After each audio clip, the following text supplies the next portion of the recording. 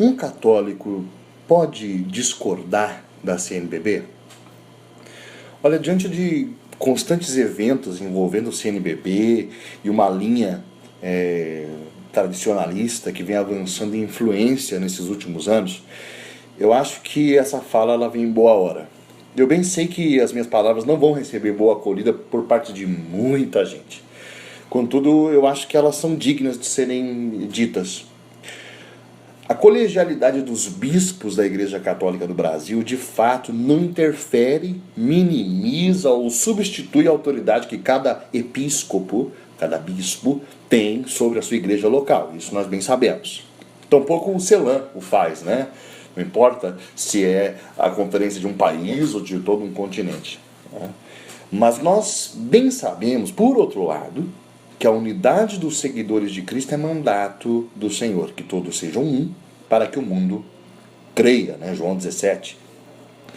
As diversas conferências, as suas regionais, elas existem para quê? Para coordenar ações que promovam a unidade de toda a igreja no Brasil, aqui, né, no nosso caso, e a igreja sempre vai ser católica, universal, mas ela se desenvolve num determinado local.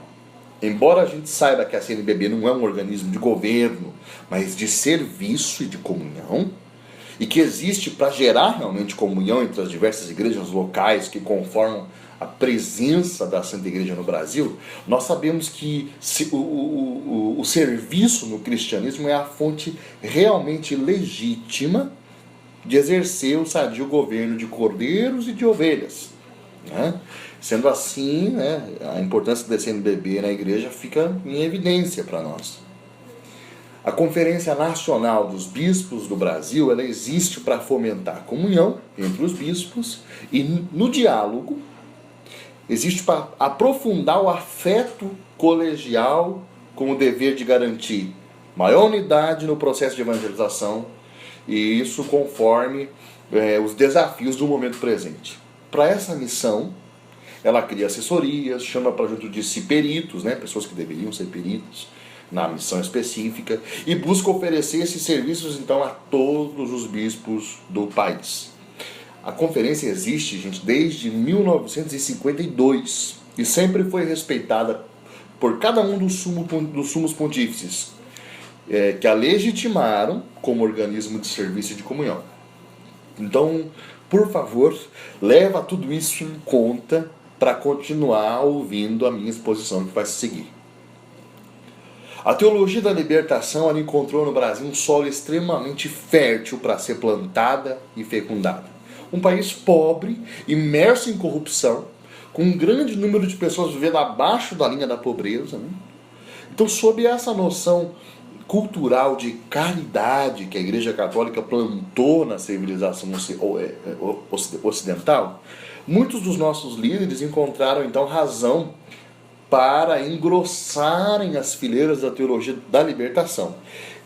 A teologia da libertação ela buscava nas Sagradas Escrituras a sua fundamentação.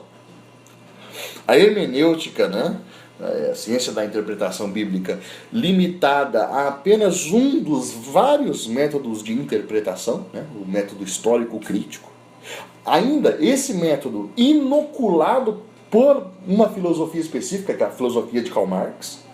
Então, isso foi esvaziando alguns termos bíblicos do seu significado original e eles foram ganhando um novo significado. Algo muito próprio dos pensadores marxistas da época, que resumiram a filosofia à linguagem e iam esvaziando termos do seu significado original e substituindo por outro significado. Então, termos como o reino, o próximo, o pobre e assim por diante ganharam novo significado. Reino se tornou algo imanentizado, né, expresso numa sociedade sem classes. O próximo e o pobre era, na época, o proletariado, né, que foi a primeira bandeira marxista, e agora são as minorias, né, das diversas minorias. Eles segmentam grupos e criam antítese entre grupos, né, e por aí vai. A realidade de miséria do nosso país e o mandato do Senhor, que disse aos seus discípulos, dai-lhes vós mesmos de comer, justifica, embora não legitime, que a teologia da libertação tivesse tão grande número de adeptos no nosso episcopado. E eu não vou negar isso, isso seria desonesto. Então, é fato. Essa influência libertadora já cessou? Olha, eu não diria que cessou, mas ela já se arrefeceu, sim, arrefeceu muito. Com o advento da nova geração de bispos, formado numa época na qual as comunidades eclesiais de base já passaram a demonstrar que não eram tudo aquilo, né, que se pensava anteriormente. Os nossos bispos hoje, eles falam de paróquia enquanto comunidade de comunidades, respeitando os diversos carismas que o Espírito Santo não cessa de suscitar na igreja, bem como outras questões sociais importantes. Mas é fato que o pensamento de Marx ainda é norteador na América Latina, e é fato também que isso segue interferindo na vida da igreja. Agora, meus amigos e amigas, como bons católicos que nós somos, nós precisamos revisitar tudo que foi exposto até agora, e aí eu vou seguir adiante.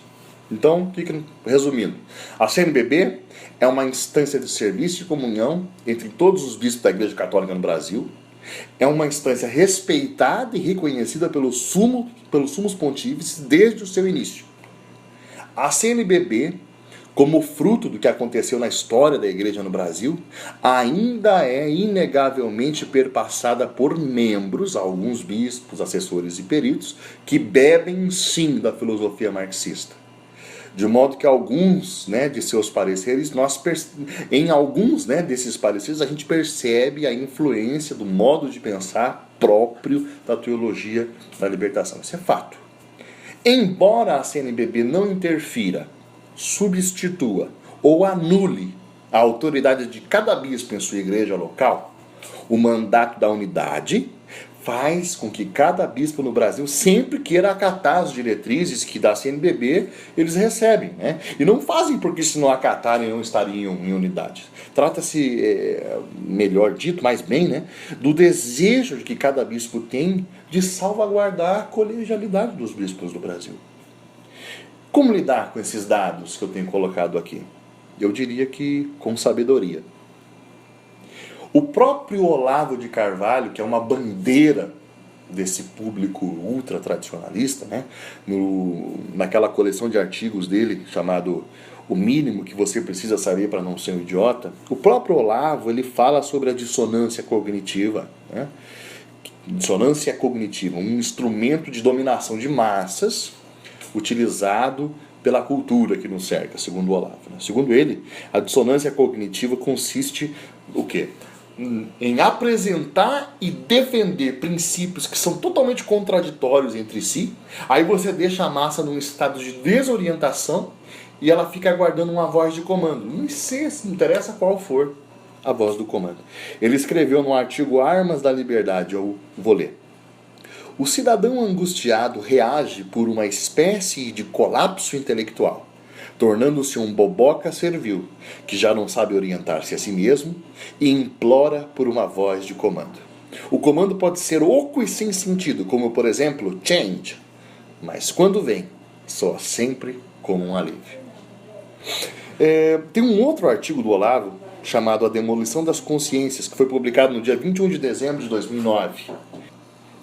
Diz assim o artigo, A Demolição das Consciências. Quem tenha compreendido bem meu artigo Armas da Liberdade deve ter percebido, ele está comentando o artigo anterior, Quem tenha compreendido bem meu artigo Armas da Liberdade deve ter percebido também a conclusão implícita a que ele conduz incontornavelmente.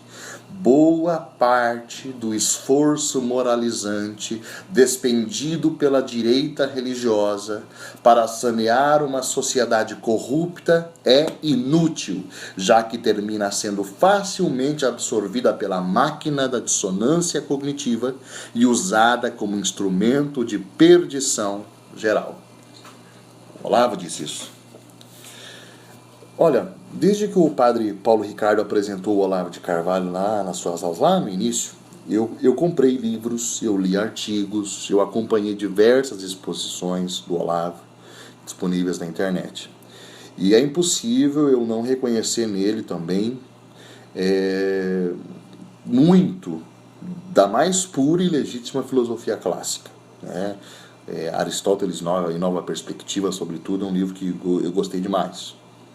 Quanto à questão da arrogância, da soberba, da petulância, dos diversos adjetivos fascistas e coisas do gênero, eu acho que sem contraposição de ideias são argumentos ad hominem, né? E aí não há contraposição de ideias, apenas ofensa no campo subjetivo, e aí o Olavo mesmo que responde, e aí o pessoal, né, que fica trocando ofensa um com o outro, eles que se virem. O primeiro grande ponto que me fez ficar com o pé atrás com relação ao Olavo foi quando ele tocou na questão do liberalismo econômico, do neoliberalismo econômico, enfim, duas coisas diferentes, mas que, lógico, tem muita coisa em comum.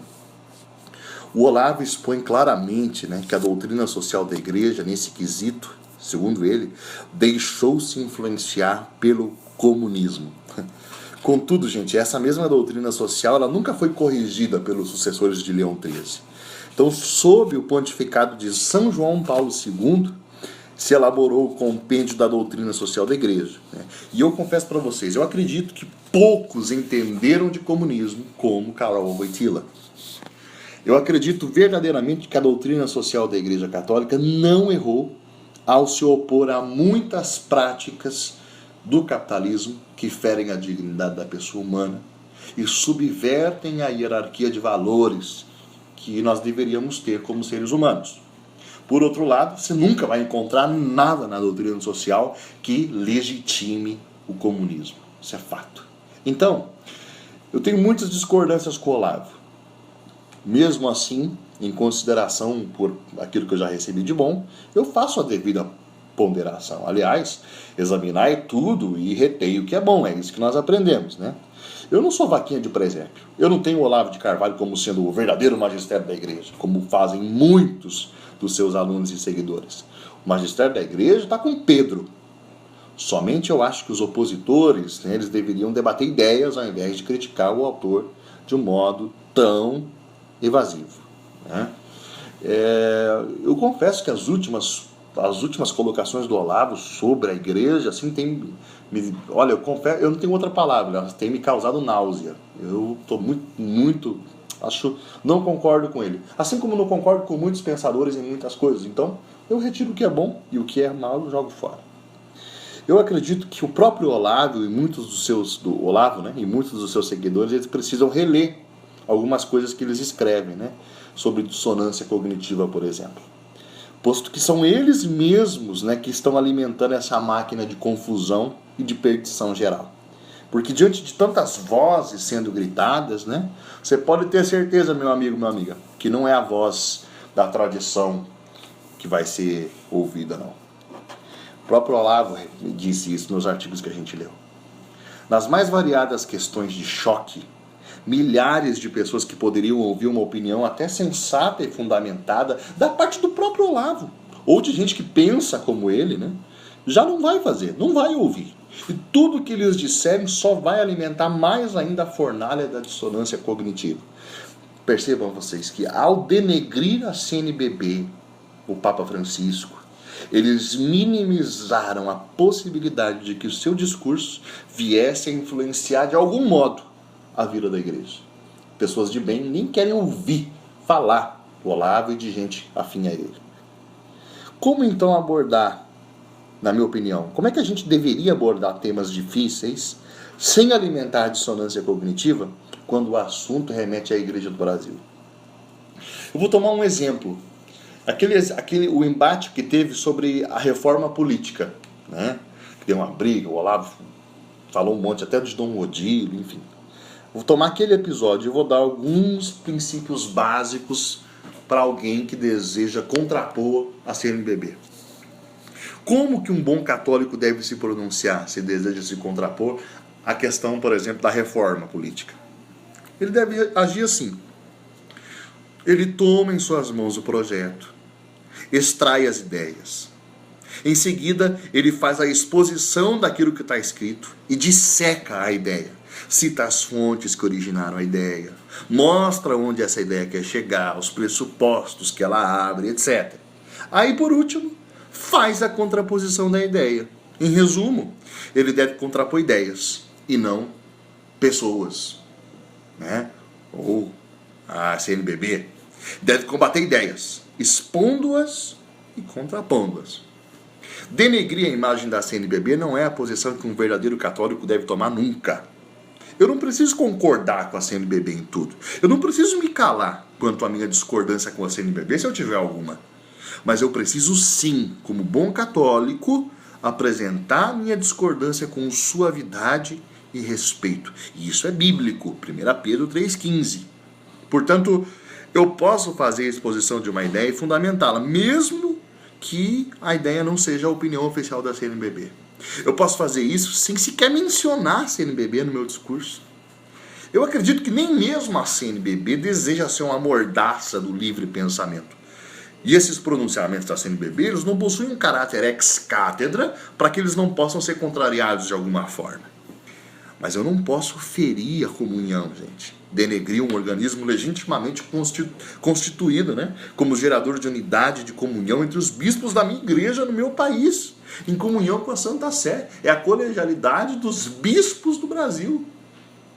Respeito. Como não recordar ao grande São Pio de Pietrelcina, né, que mesmo sendo prejudicado por alguns membros da hierarquia da igreja, não permitia aos seus amigos que a denegrissem. Eu repito, com isso, eu não estou dizendo que tenhamos que acatar tudo de modo passivo. Apenas digo que até mesmo a nossa discordância deve ser imbuída do devido respeito aos nossos pastores.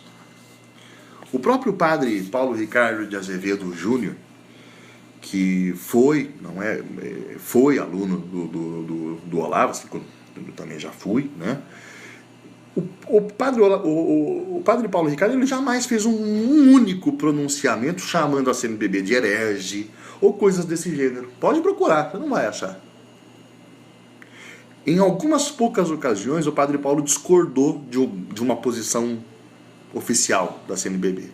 Mas ele nunca minimizou a importância do organismo para a igreja no Brasil. Embora os seus alunos, os seus seguidores, muitas vezes já fizeram isso. Citando, inclusive, colocações do padre, que são arrancadas do seu contexto original, né, e fazendo o padre parecer um ultra-tradicionalista, coisa que ele não é. Fica aqui a minha contribuição, então, para os meus amigos e amigas. A gente tem que combater ideias ao invés de pessoas, na minha opinião.